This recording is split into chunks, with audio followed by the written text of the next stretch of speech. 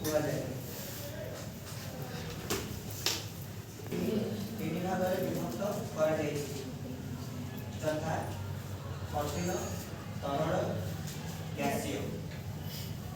ତିନି ଭାଗରେ ବିଭକ୍ତ କରାଯାଇଛି, ଯଥା କଠିନ, ତରଳ ଆଉ ଗ୍ୟାସୀୟ। କଠିନ ଆବର୍ଜନା ପନିପରିବା ଚୋପା, ଫଳ, ଫୁଲ, ପ୍ଲାଷ୍ଟିକ, ପଲିଥିନ୍ ଇତ୍ୟାଦି। कठिन आवर्जना पनीपरिया चोपा, फल, फूल, प्लास्टिक, पॉलीथिन इत्यादि।